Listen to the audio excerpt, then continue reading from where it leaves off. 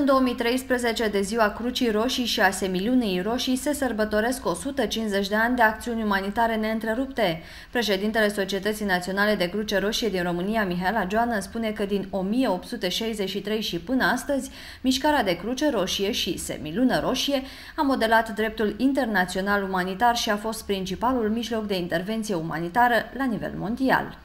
În ultimii 10 ani, voluntari și angajații Crucii Roșii și Semilunii Roșii au sprijinit peste 160 de milioane de oameni în situații de urgență, de la dezastre naturale la războaie civile. Principiile ce stau la baza acestor acțiuni depășesc granițele de orice natură, fiecare dintre noi putând fi un posibil beneficiar al Crucii Roșii și Semilunii Roșii. Deși suntem organizați ca o rețea la nivel global, rezultatele acțiunilor noastre au impact la toate nivelurile, mondial, regional, local, fiind mereu aproape de cei aflați în nevoi. De aceea, deciziile ce privesc organizația în ansamblu ei și stabilirea agendei umanitare internaționale pleacă de la cei care înțeleg cel mai bine problemele și soluțiile, voluntarii, oamenii și comunitățile afectate de greutăți. Acesta este modul în care ne adaptăm și evoluăm.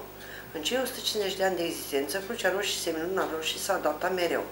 Provocările cu care ne confruntăm azi sunt creșterea numărului de dezastre naturale, scăderea continuă a respectului pentru dreptul umanitar internațional sau probleme privind accesul sigur la îngrijiri medicale în tot mai multe țări.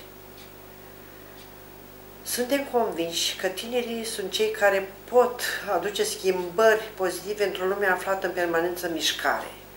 Acțiunile noastre sunt și vor fi conduse de valori umanitare cum ar fi neutralitatea, protejarea demnității umane și a respectului pentru diversitate. Aceste principii sunt astăzi mai relevante ca niciodată.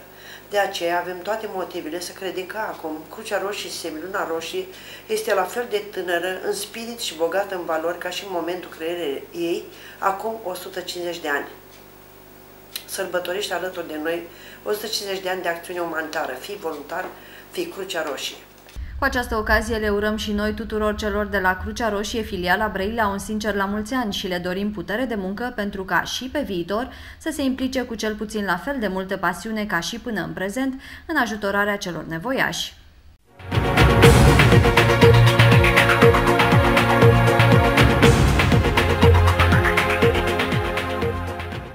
Medici noi la Spitalul Județean de Urgență Brăila, lucrări intense la pediatrie și cardiologie, operații în premieră. Iată câteva dintre ideile președintelui Consiliului Județean Brăila, Gheorghe Bunastancu, care au început să prindă contur.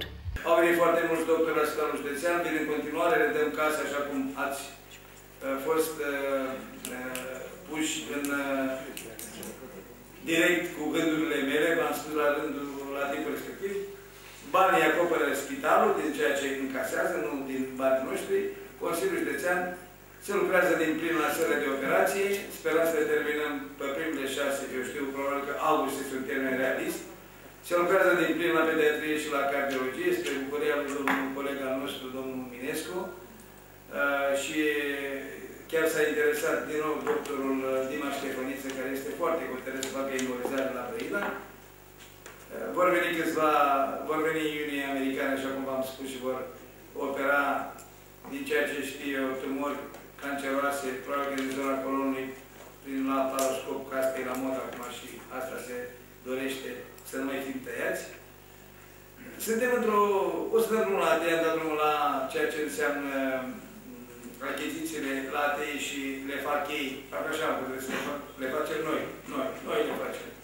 De obicei am început să le dăm, dar probabil că acolo le facem că e sumă mai mare, destul de mare sumă.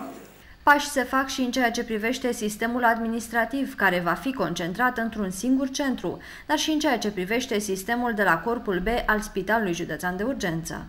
Lucrăm la zona de administrație, vom avea toată zona prinsă de administrație într-un singur loc. Lucrăm la documentația pentru amfiteatru. Spitalul Județean va avea un amfiteatru de circa până în 120 de locuri, cu diferențe de nivel, cu o formă legată de Dunăre, un fel de valuri, așa, e o treabă interesantă de făcut, cu traducere pe câteva limbi, cu 4 cabine de translatori. Eu zic că o să fie o chestie bună pentru ei, pentru comunicări științifice, pentru studenți și suntem foarte aproape cu secția clinică de la corpul B. Domnul Georgescu mi-a dumneavoastră acolo. Acum suntem în faza pentru acoperiș și pentru partea de centuri. Îi punem cercul ca la Budoi, la clădirea aia. Se reface, aia este soluția de consolidare. Se reface zona respectivă, deja interiorurile sunt aproape gata, paturi noi, toate secțiile noi vor avea și dotare nouă. Nu băgăm nimic din ceea ce a fost din vechi. Am scos sau scoatem în licitație, probabil că suntem în faza finală pentru ce înseamnă balneă, fizioterapie, altele decât cele din zona ambulatoriului, unde, vreau să vă spun, au un real succes. Mulți oameni vin la fizioterapie și pleacă foarte, foarte mulțumiți din ceea ce merg pe acolo și îi văd. Nu în ultimul rând, șeful de la Consiliul Județean a vorbit și despre schimbarea mentalității cadrelor medicale și a personalului din unitățile sanitare, tocmai pentru a crește calitatea actului medical. Încercăm să schimbăm calitatea actului medical, asta nu înseamnă că și-a reușit pe care ne-am dorit. Dar încă mai luptăm și eu zic că luptăm bine. Vă reamintim că președintele Consiliului Județean Brăila a declarat la începutul acestui an că prioritatea pe anul acesta este agricultura, iar locul 2 este ocupat de sănătate, mai ales că știe că investițiile în echipamente, dar și în oameni capabili și calificați, trebuie să continue.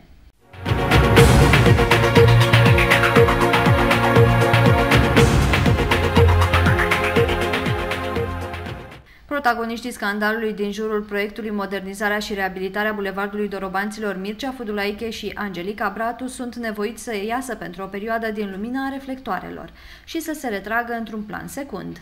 Am discutat cu dumnealor pentru ceea ce numim noi un pas în spate din funcțiile respective. O să vedem, doamna Panfir, doamna Bratu este foarte bolnavă, din păcate, e o realitate, deci nu e o poveste. Domnul Fudulache este în concediu până săptămâna, deci până pe 26, până săptămâna viitoare, până pe 30, 29 și o să vedem.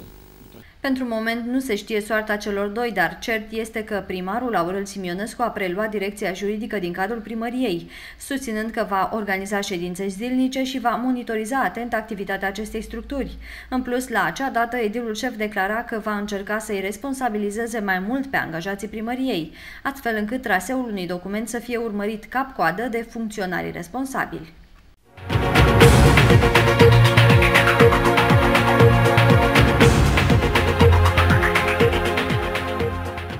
Agenția de Plăți și Intervenție pentru Agricultură Brăila reamintește fermierilor care intenționează să solicite sprijinul pe suprafață că termenul limită pentru depunerea fără penalități a cererilor de plată este 15 mai 2013 inclusiv. Pentru cererile depuse în perioada 16 mai-10 iunie 2013 inclusiv, se vor aplica penalități de 1% pentru fiecare zi lucrătoare de întârziere conform prevederilor legale aflate în vigoare.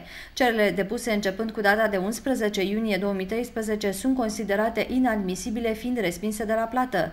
Pentru a simplifica întregul proces și pentru a evita erorile de identificare a parcelelor agricole, completarea și depunerea cererilor se poate realiza electronic, accesând în mod gratuit aplicația de depunere electronică a cererii IPA online la adresa lpis.apia.org.ro. Până marți 7 mai, la nivelul Centrului Județean al Apia Brăila, au fost depuse 12.152 de cereri de plată, pentru o suprafață de 101.392,62 de hectare. Toate cererile au fost completate cu aplicația IPA Online.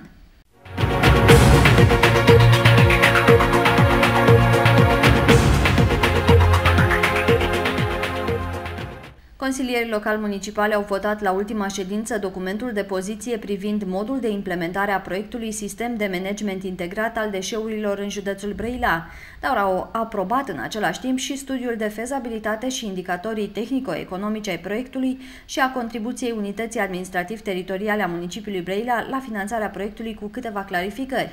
Proiectul va fi finanțat de către Uniunea Europeană prin Fondul European de Dezvoltare Regională în cadrul postmediu, axa prioritară 2, domeniul major de intervenție 1 și cofinanțat de la bugetul local în condițiile legii. Valoarea proiectului este de 27.052.358 de euro, cu tot cu TVA. Am văzut că se prevede achiziția doar a 3 automăturătoare în acest proiect.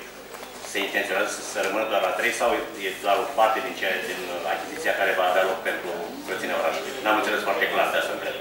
Pentru aplicat e vorba de un proiect care privește sistemul integrat de management al deșeurilor pe județ. Municipiul Brăila nu are dreptul lui, deci dreptul lui ca și partener în proiect, nu are această achiziție. Municipiului Brăila îi va reveni din proiect stația de compost, cea de colectare selectivă, de sortare și echipamentele de colectare din municipiu, de tip cupele, containere și punctele gospodării. Deci acestea sunt elementele care vor reveni din proiectul municipiului Brăila. Celelalte sunt de celelalte unități administrative teritoriale pe care sunt parteneri în proiect. Contribuția totală la finanțarea proiectului Sistem de Management Integrat al Deșeurilor în județul Brăila este de 3.297.958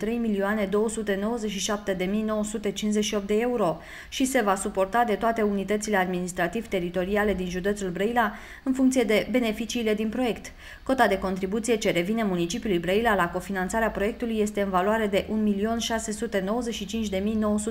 1.695.920 de euro pentru infrastructura ce se va realiza în zona 1 a stației de sortare și stația MBT Vădeni, precum și pentru echipamentele pentru colectarea deșeurilor pentru municipiu. Municipiul Brăila va include contribuția financiară la finanțarea proiectului în bugetul propriu.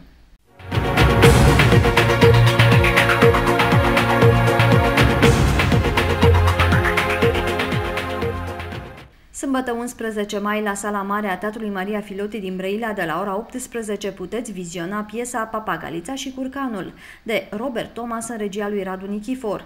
Duminică, de la ora 18, tot la Sala Mare, se joacă Sufletul Puncte de Veghere, de Dimitrie Dinev, în regia lui Radu Afrim. Pentru relații și rezervări de locuri online, puteți accesa www.tmf.ro sau puteți contacta agenția teatrală la numărul de telefon 0239 613 969.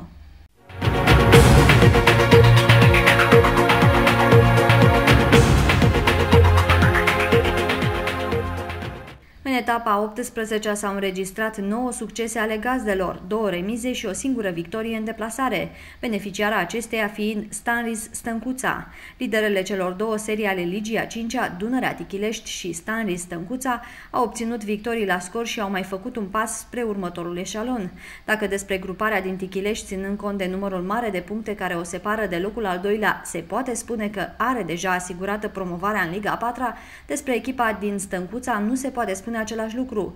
Între lidera seriei a 2-a Stanris și următoarea clasată Victoria Old Boys în Surăței este o diferență de doar un punct, astfel că locul întâi din această grupă încă se mai dispută. Partida de la Râmnicelu dintre formația locală Spicul și Înfrățirea Gemenele, încheiată cu 2-0, a fost omologată cu scorul de 3-0 în favoarea gazdelor, pentru că formația vizitatoare a folosit un jucător aflat în stare de suspendare.